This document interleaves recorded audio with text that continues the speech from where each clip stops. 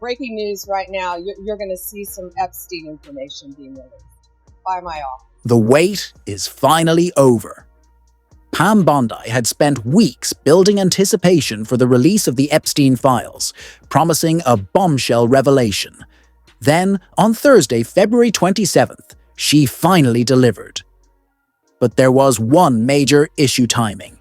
Just days before the files dropped, whispers emerged that the FBI was allegedly deleting certain records. Now, with the FBI director under pressure, the files are out. But the real question isn't just what's inside, it's who's missing. For days, former Attorney General Pam Bondi had vowed to release government documents linking powerful men to Jeffrey Epstein. On February 27th, she made good on that promise. However, the 200-page release contained little new information, mostly old flight logs, contact lists, and brief notes on items found in Epstein's homes.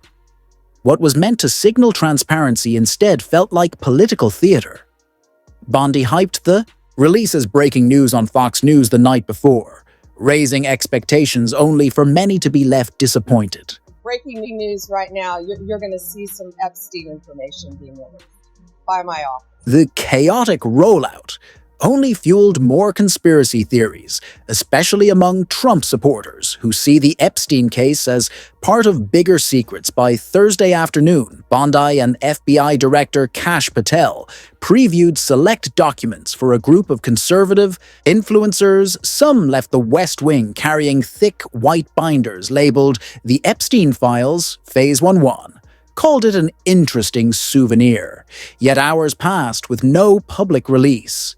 Frustration mounted conservative commentator Glenn Beck took to X, calling the files a total joke by evening. The files were finally posted online. Alongside them, Patel issued a statement stating his commitment to the full truth. The long-awaited federal files on Jeffrey Epstein, anticipated to shed new light on the case instead, left many frustrated conservative figures reacted quickly, expressing disappointment over the lack of significant revelations. Much of the content had already been made. Public dashing hopes for major disclosures. Representative Anna Paulina Luna denounced the release, calling it a failure. She said that her committee had not reviewed the documents and maintained that critical information remained missing. Former One American News Network host Liz Wheeler, who had access to the files, went further. She accused the U.S. Attorney's Office for the Southern District of New York of deliberately withholding key details according to her crucial evidence, including recording and names had been excluded. Ms. Bondi defended herself, saying more documents were coming later. She claimed an FBI source in New York told her the Bureau was still keeping thousands of hidden pages about Epstein. She promised to get them according to a letter her spokesman shared with reporters. Jeffrey Epstein was a college dropout who styled himself as a financial expert. He died by suicide in August 2019. Just 1 month after his arrest for trafficking over 3 decades, he allegedly abused more than 200 teenage girls and young women, amassing a $600 million fortune while forging ties with some of the world's most powerful figures. Epstein's high-profile connections first surfaced in 2015 when Gawker published his so-called Black Book. This is an extensive contact list containing names, phone numbers and addresses. Among them were billionaire retailer Leslie Wexner, private equity investor Leon Black, Microsoft co-founder Bill Gates, and venture capitalist Reid Hoffman. All have since distanced themselves, expressing regret over their associations. It has long been known that Donald Trump, former President Bill Clinton, Prince Andrew, and celebrity like Kevin Spacey and Naomi Campbell had ties to Epstein. Some even flew aboard his private jets, as documented in flight logs, court records, and trial testimony. The Justice Department released the new set of documents, calling them declassified. However, none bore official classification or declassification markings, raising questions about their true nature. The release also reflected on the Trump administration too. Top law enforcement officials Pam Bondi and Kash Patel took a renewed interest in the case. Many think this effort is seemingly aimed at appeasing conservative media and Trump supporters who believe crucial details remain hidden. For years, conspiracy theories have swirled around Epstein's death and the alleged protection of high-profile individuals linked to his crimes' right-wing platforms, including Fox News and Trump's Truth Social frequently reference an Epstein client list. These are the supposed records of the men Epstein provided women to, yet no such list has surfaced in lawsuits filed by his victims before joining the Trump administration. Pam Bondi fueled speculation in media interviews. She accused the government of withholding Epstein-related documents. FBI has also blocked access to key records in October. It denied a request from the New York Times for a list of items seized from Epstein's homes in New York and the U.S. Virgin Islands after his 2019 arrest. Victims' lawyers and journalists have faced similar refusals. Some of the documents Bondi released may shed light on those seized items. A section labeled Evidence List includes vague entries, VHS tape, envelope containing 4 CDs, and photo depping. 2 girls, now more than 24 of Epstein's victims, are suing the FBI, accusing the agency of mishandling past investigations and ignoring their complaints.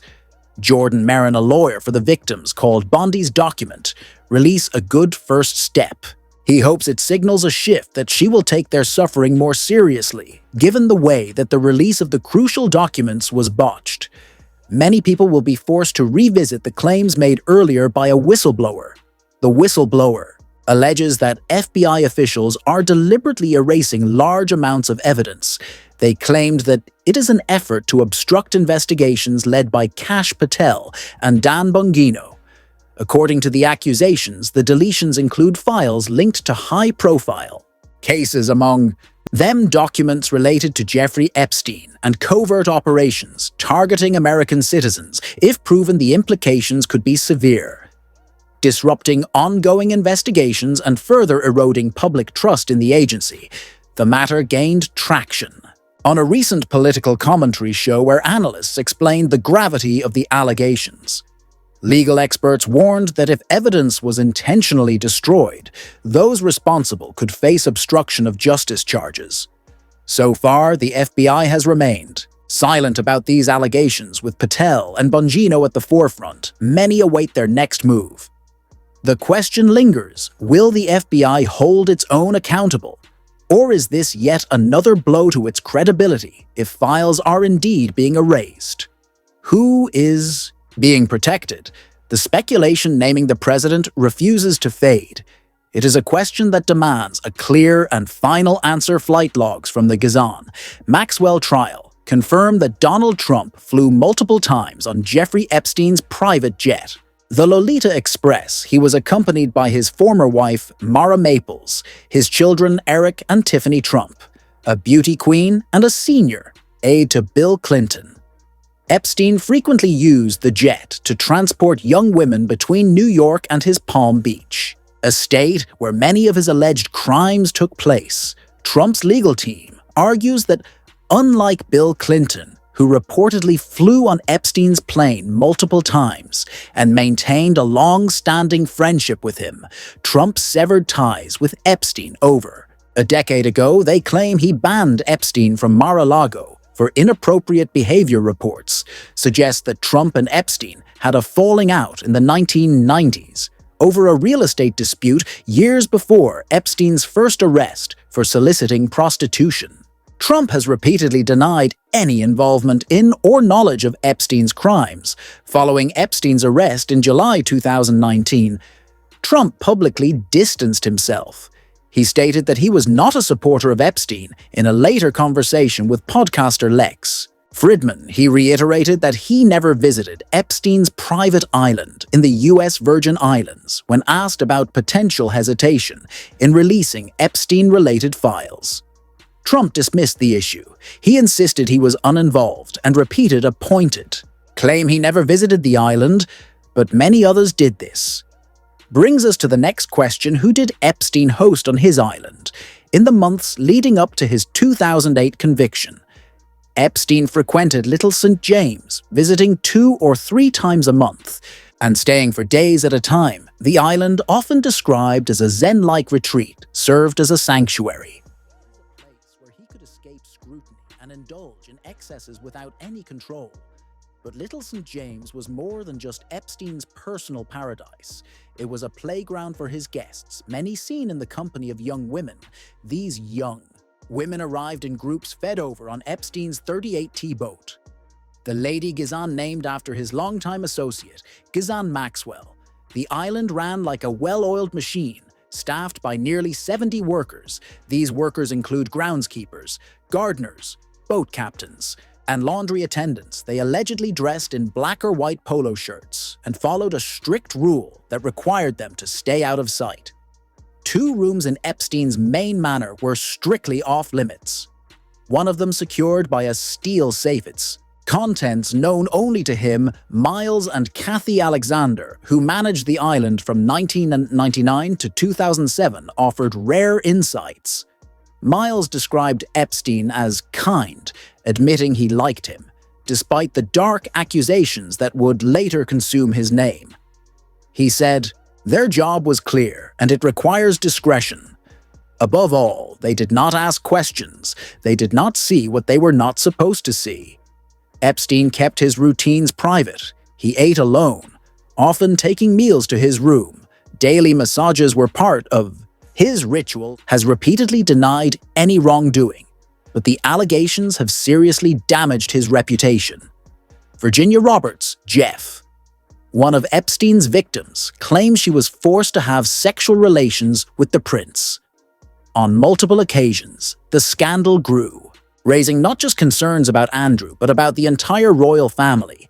How could someone so closely tied to a convicted predator still represent the monarchy? His role as a UK trade envoy faced heavy criticism, with people questioning his lavish lifestyle, shady business ties, and disconnect from everyday citizens. While the public struggled with rising costs and environmental issues, Andrew flew around the world in private jets and helicopters. He was frequently spotted at elite gatherings with billionaires and socialites, reinforcing the image of John Brockman, the literary agent. Now, he described seeing you there getting a foot massage from a young Russian woman. Did that happen? You're absolutely sure, or you can't remember? Andrew admitted to staying at Epstein's house in 2010, but insisted it was only to end their friendship. He claimed he saw nothing inappropriate, no signs of the exploitation Epstein was later exposed for. Looking back, he regretted the visit. But even in hindsight, he viewed his association with Epstein as an opportunity. The fallout was quick. Calls for Andrew to step down from royal duties grew louder. His ability to represent the monarchy, already questioned, became unsustainable. Despite the royal family's efforts, the scandal was far from over in the end.